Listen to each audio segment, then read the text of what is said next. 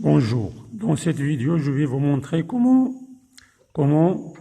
mesurer les caractéristiques d'un signal affiché sur l'une des voies de l'oscillo. L'oscillo, bien sûr, c'est un appareil de mesure qui peut mesurer la tension maximale d'un signal variable dans le temps.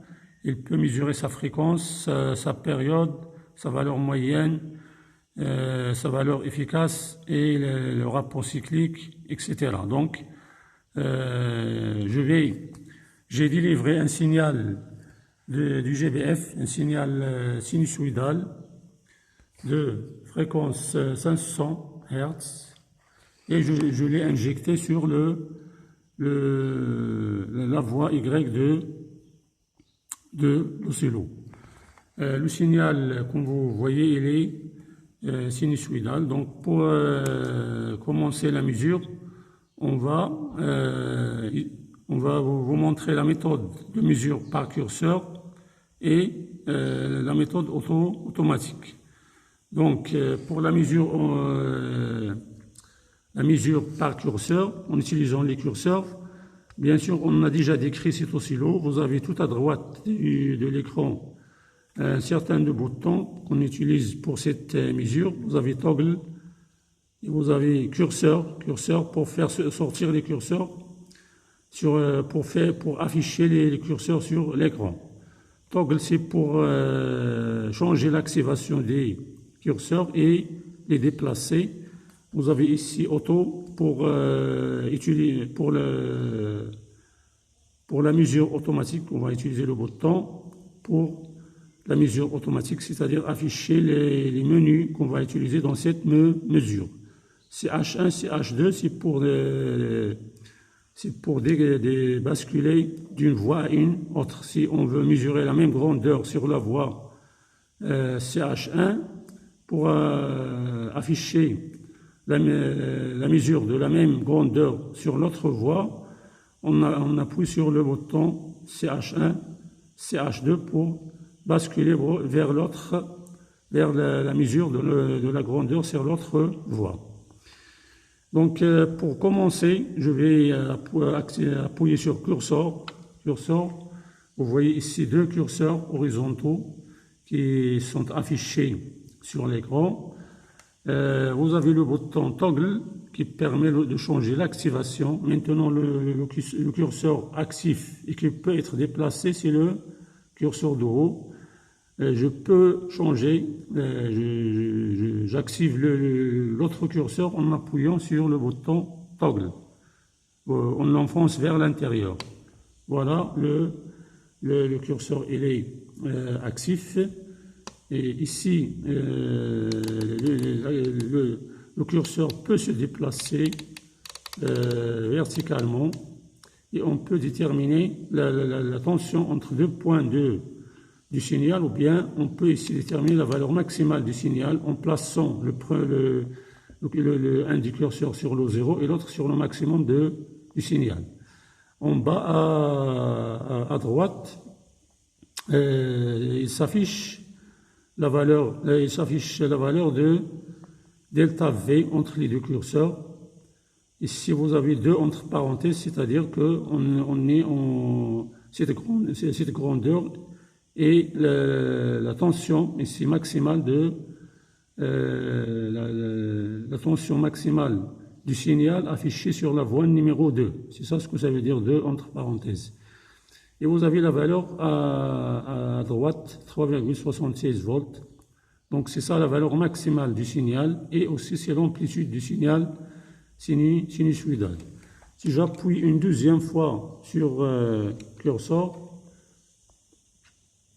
vous voyez que les curseurs sont devenus verticales et vous voyez que la grandeur affichée sur l'écran c'est delta T, c'est-à-dire on peut mesurer le temps mis par le spot pour se déplacer du curseur de gauche jusqu'au curseur de droite. Si j'intercale une période du signal entre ces deux curseurs, je vais mesurer le temps de la période, c'est-à-dire je vais mesurer la période du signal. Vous voyez ici, delta T2, toujours 1,94 millisecondes. Si j'appuie une troisième fois sur le bouton curseur, vous allez voir que les curseurs sont toujours verticales, figés à leur place, mais la valeur qu'affiche l'oscillo, c'est 1 sur delta T. 1 sur delta T, c'est-à-dire si j'intercale une période entre les deux curseurs, je vais afficher, l'oscillo affiche la valeur de la fréquence, c'est-à-dire on peut mesurer la fréquence en utilisant les curseurs. Si j'appuie une quatrième fois sur curseur, vous voyez ici maintenant 3 curseurs qui sont affichés et je peux mesurer avec le déphasage entre deux tensions. Mais ici, j'ai besoin de deux tensions, l'une affichée sur la voie Y et l'autre sur la voie X. Et en utilisant ce curseur, on peut mesurer le déphasage. Donc, je vais injecter une autre tension à la voie numéro 2, ou bien à la voie X. Et je vais me placer en mode Alt pour afficher les deux signaux. Vous voyez ici que les deux signaux sont affichés sur l'écran. Et pour mesurer le déphasage, il faut intercaler une période d'un signal entre deux curseurs et placer le troisième là où il s'annule l'autre signal la première fois à partir du curseur de gauche. Donc je vais faire ça. Je vais intercaler une période du premier signal, c'est-à-dire ici du courant par exemple. Si je veux mesurer par exemple le déphasage entre la tension et le courant qui traverse un circuit RLC, bien sûr je vais intercaler une période du courant par exemple et je vais placer ici le troisième curseur, je vais le placer là où il s'annule le deuxième signal la première fois à partir du curseur de gauche.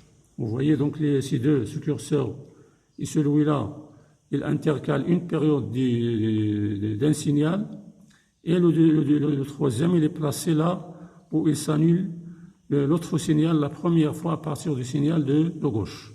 Et vous voyez en bas que la valeur affichée, c'est phi égale à 33,40 degrés, c'est-à-dire le déphasage du premier signal par rapport au deuxième. Ici, c'est 33,40 degrés.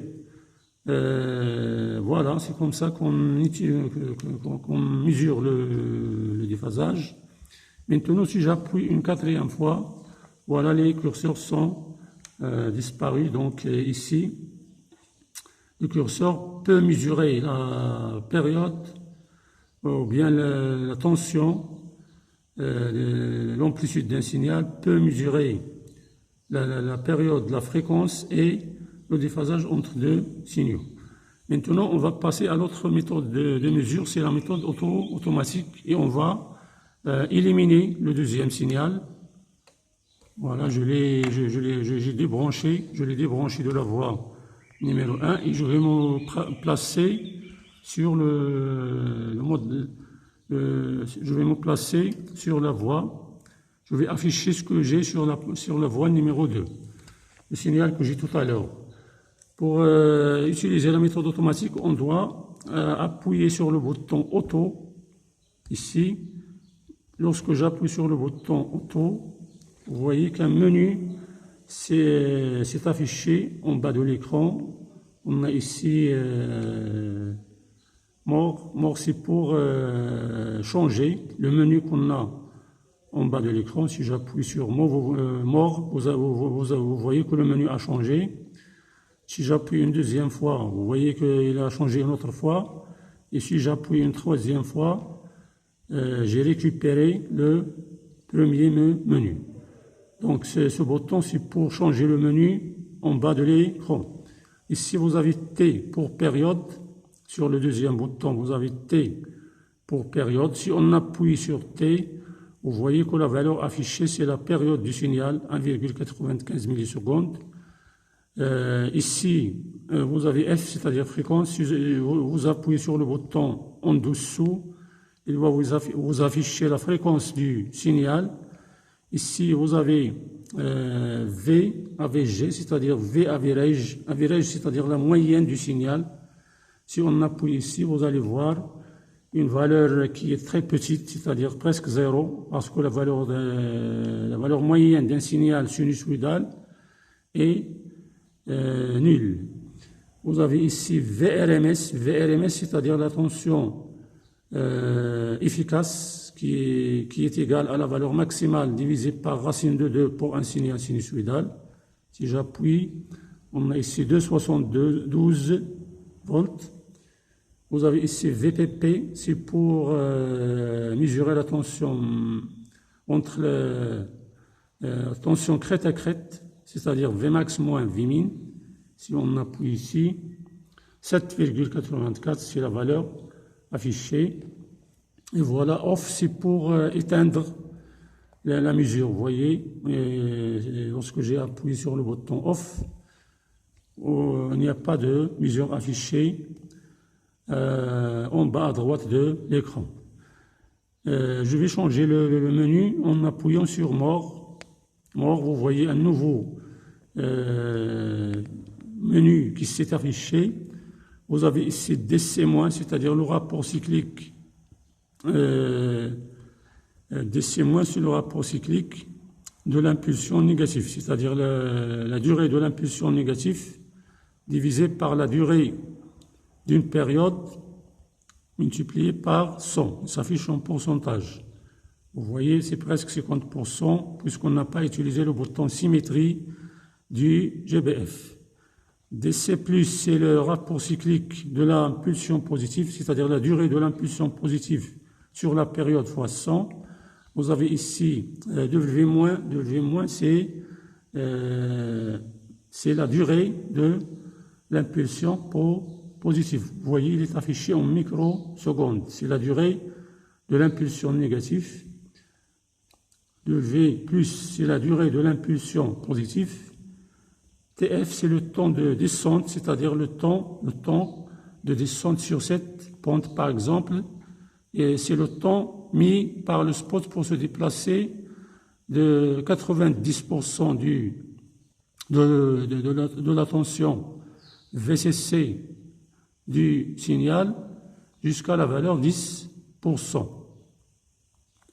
Et TR, c'est le temps de montée, c'est-à-dire le temps que va mettre le spot pour balayer l'écran, pour balayer l'écran entre 90%, entre 10% du signal, de la partie montante du signal, 10%, c'est-à-dire de la tension VCC, jusqu'à 90% de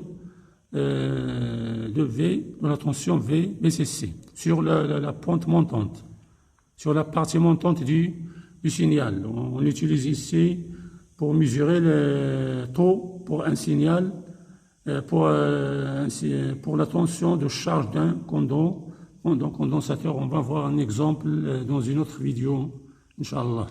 Donc, je vais changer une deuxième fois le menu en appuyant sur More. More, voilà un dernier menu affiché. Vous voyez ici, vous avez ici la valeur maximale, Vmax, c'est UM, la valeur maximale du signal.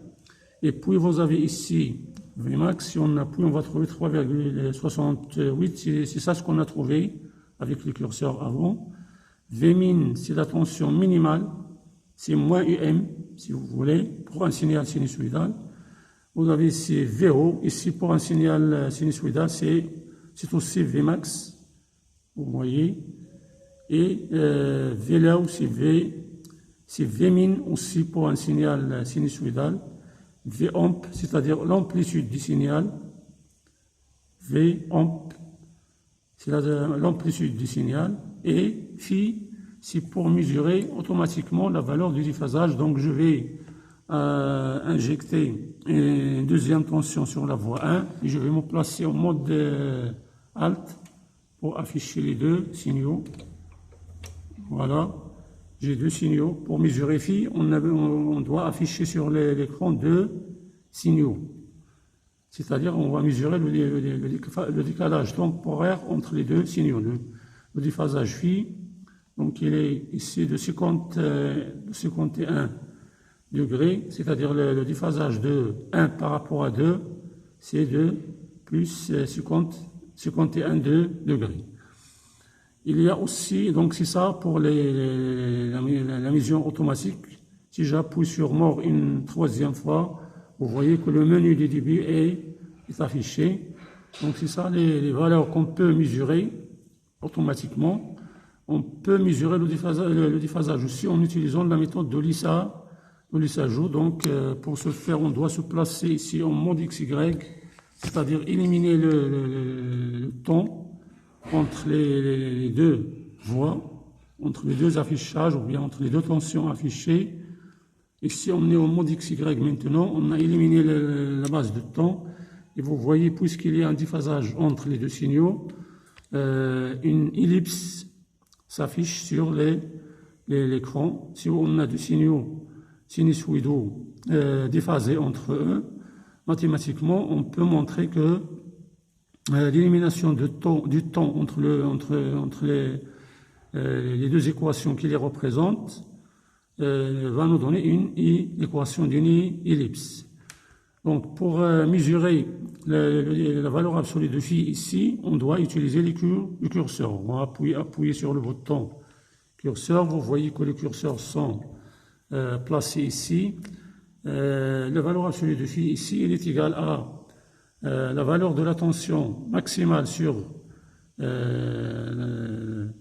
l'axe des ordonnées, c'est-à-dire la valeur maximale du signal affiché sur la voie Y.